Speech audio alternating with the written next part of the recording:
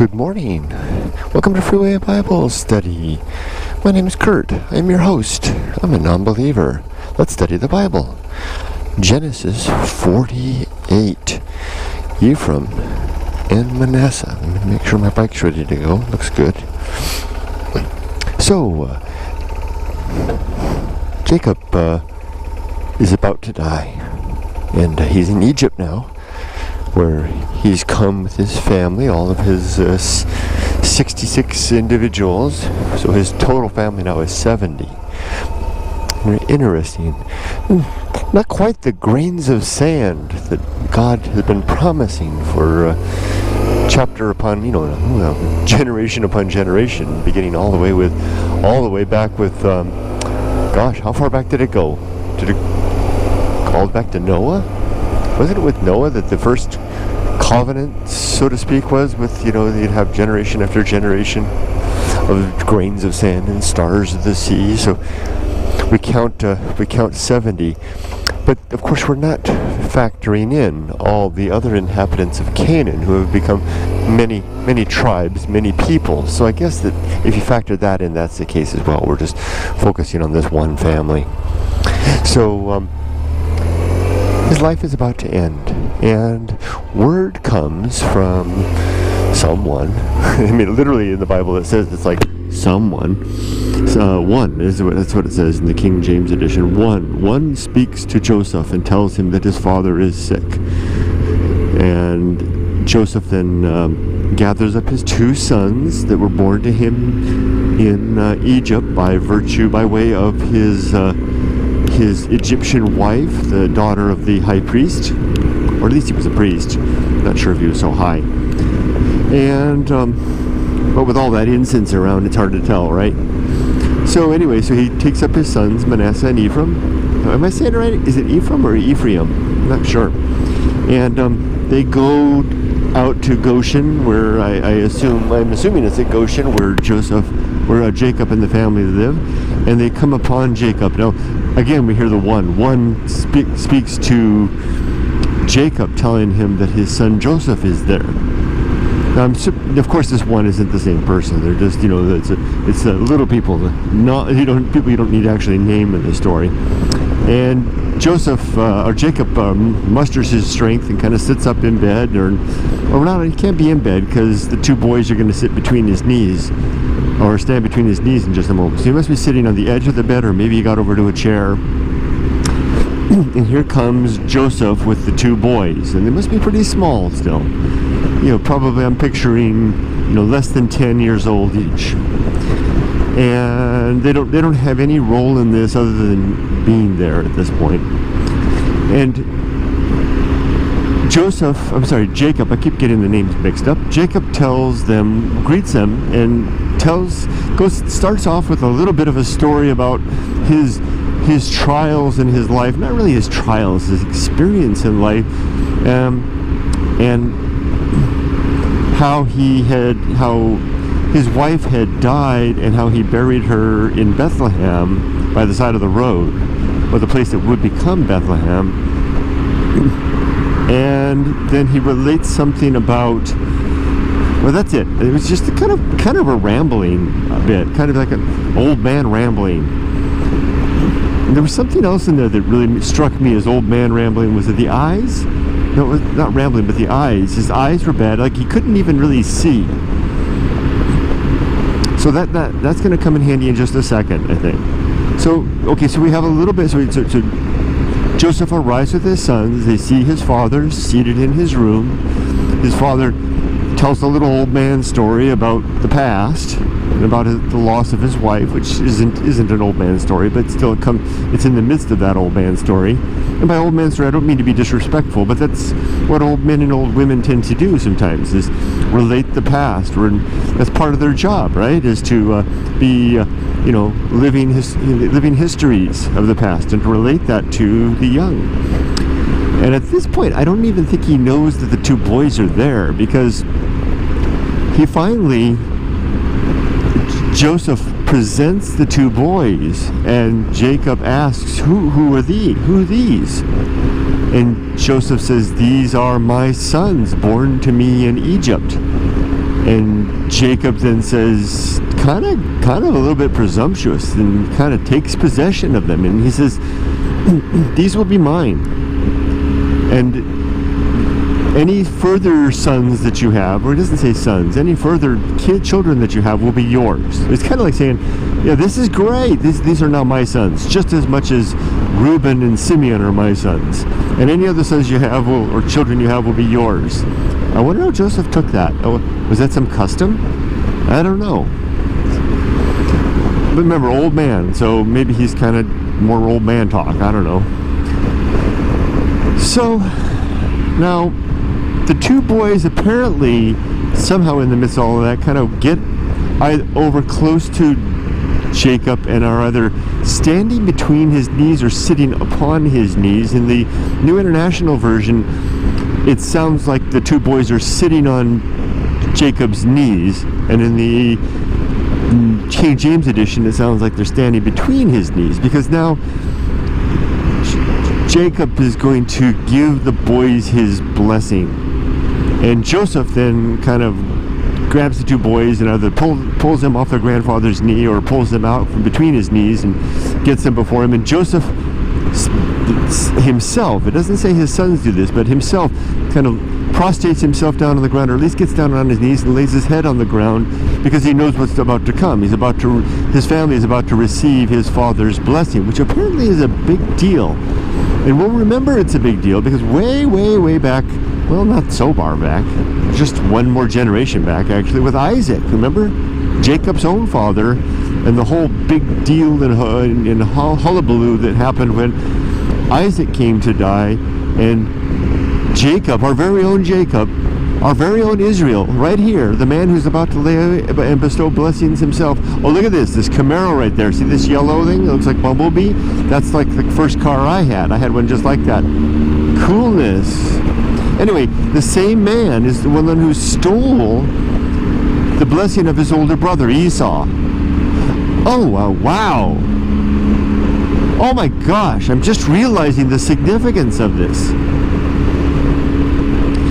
Jacob was the younger brother, and he stole his blessing from his brother. He not only stole his blessing, but his birthright from his older brother Esau. And what he's about to do now is a replication of that same event. So bear with me. I didn't realize this until now. And this is like, I read this chapter between two different versions of the Bible. I read it 4 times and listened to it 3 times in audio format, and it wasn't until now, and I thought about it a lot, and I wrote some Facebook posts about it, and it didn't dawn on me until now. This really shows how the studying of this stuff really helps. So he's about to lay his blessing upon his grandsons. Remember, he laid his blessing just in the previous chapter upon Pharaoh himself. So I'll come to that, and maybe I better come to that now. I've got like 4 irons in the fire right now, and I'm afraid I'm going to forget about one if I don't deal with them as they come to me. So I better deal with them as they come to me. So remember back in two of those irons are really the same thing. I'll try to combine them now. I'm confused. So back in the day when Jacob got his blessing from Isaac,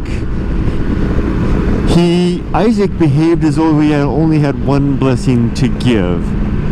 And if that was the case, if the rule is thou shalt bestow but one blessing upon thy prodigy, I wonder if that's in the commandments, I don't think so, then you would think that Jacob would have used up his one chance when he gave his blessing to Pharaoh just prior to this in Genesis 47. Oh, that's it. He gave it to Pharaoh, just like he received his blessing from Isaac, much to the frustration of Esau. Yeah, just like mine. Is it an RS? Yeah, it's an RS, exactly like mine. Well, that's actually I think I saw a Z on it, but that looks like a rally sport, that Camaro. So, what's the other brand? So I think I just dealt with that one. The other brand, oh, I knew it. I'd get too many things, too many plates in the air, and 1 or 2 of them would fall off. There it goes again, and that happened. Z28B, that's what that license plate is. So it's a Z28. Mine was a rally sport. Okay, get back on track, Kurt. Back on track. So, Okay, he's about to bless the two boys, Manasseh and Ephraim, and Joseph had just had his face down on the ground, in respect to his father. And when he realizes he's about to bless the boys, that's when, I had it backwards, that's when he pulls the boys off the knee, or from between the knee. He grabs them and he arranges the two sons such that Manasseh is under Joseph's right hand, and Ephraim is under Joseph's left hand. In this way, no, the opposite. Manasseh is under Joseph's left hand, and Ephraim is under Joseph's right hand. And this is important because then when he walks the boys, imagine, picture a father with his two sons, one on either side, and he's got his hand upon their shoulders, and he's going to walk them towards their grandfather, who will then reach out, touch their heads, and bless them. And he's arranged them such that Manasseh, who's the oldest, will be receiving the blessing of Jacob from Jacob's right hand, and Ephraim will receive it from the left hand, right? I guessing right-handedness, right? Maybe that's a more able-bodied hand to give a blessing, perhaps.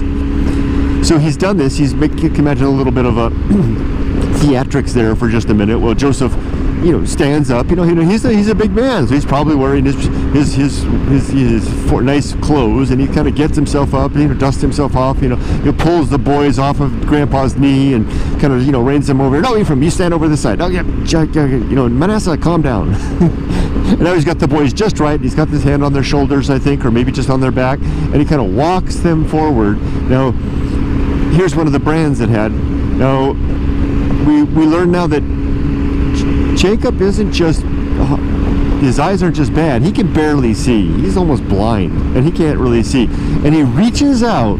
Remember, Joseph had made all this theatrics to make sure that Manasseh was delivered to Jacob's right hand. And Joseph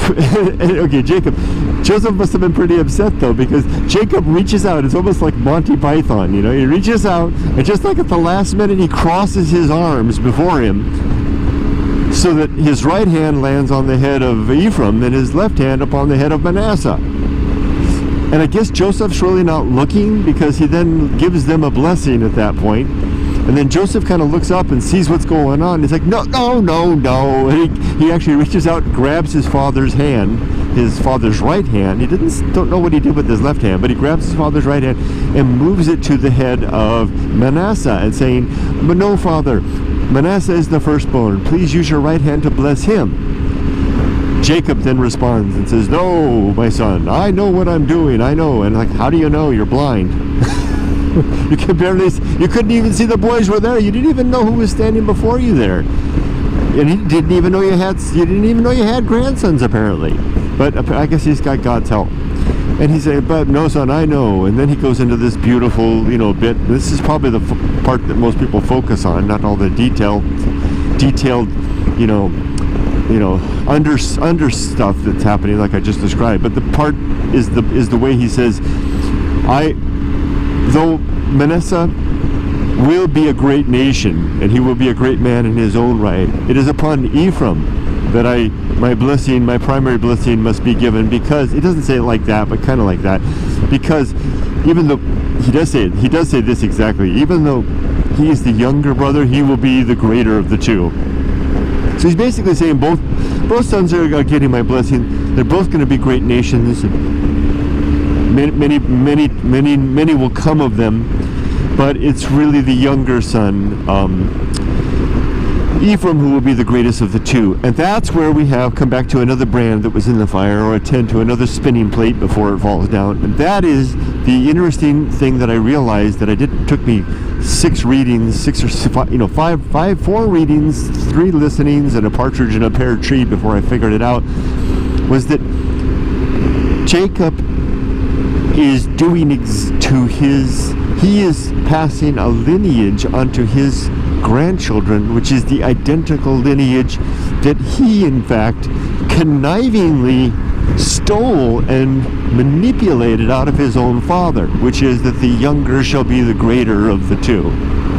because we don't even know what's going on with Ephraim out there, the wild hairy man. I mean, apparently he's still out there in those hinterlands, having lots of hairy kids, and striving against all of his brothers out there.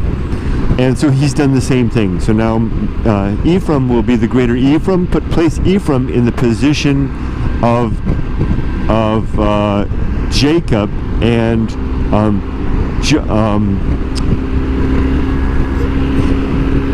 Esau in the position of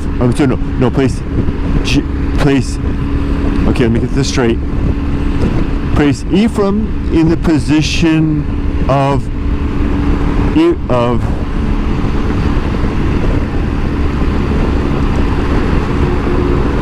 and I'm really now I'm all tangled up. Imagine a knot of tangled twine.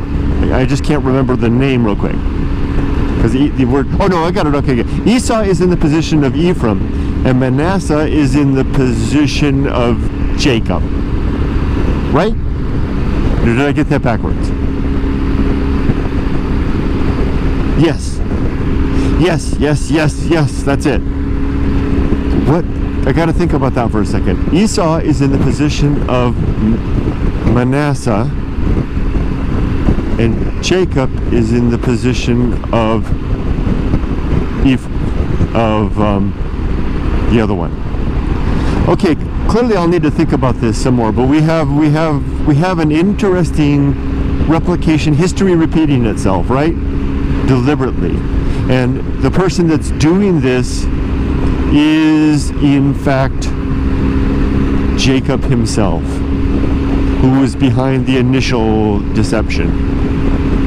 Ooh, what a tangled web we weave. Now I know that anyone that gets this far and has followed me thus far is probably, thinking to yourself, Kurt, you're missing the point. You're getting all tangled up in the details, and of course there's going to be strange contradictions and human machinations and things like that. We're dealing with humans in an old story that's translations of copies of translations and all that stuff. But this is the perspective that someone like me has. I don't walk through this. I'm incapable of walking through this with the eyes of a believer, simply, moving past the parts that don't make sense, leaving those in God's hands to look for the parts that feel good and make me, or that further my faith, right? To me, I have to look. I'm forced to look at it with the eyes of a skeptic, because that's what I have. That's the brain that I have. If God will speak to me in the midst of all of that, that's in His hands, and I can't falsely open my heart. It would be disingenuous for me to say, God, speak to me. I open my heart. I don't mean that, because I don't think God's out there. So if that dooms me to hell, then so be it. It would have been not through lack of genuinely trying, through the best ability I have. It's like, imagine, I literally don't have. I am built with skepticism as a part of who I am. I know that might sound, some might say, yo, that's because your heart is hardened. I don't think that's true. It's just who I am. I think it was even Blaise Pascal, the same one that came up with Pascal's wager, who talked about people like me, and who were so designed isn't the right word, although he may have said that, who are so made. What is the fate? I wonder if there's a special place in hell for skeptics who desire truth and yet cannot find God because God is hiding. I know you're probably thinking, He's not hiding, just open your heart. But we've already gone down that path. Okay. And that's the end of the story at that point. There's a little bit more. Two bits actually, 2 bits in one. The last bit is that Jacob dies again. Didn't he die at the end of Genesis 47? What's he doing dying again at the end of 48? He died. Remember, he died at the end of 47 after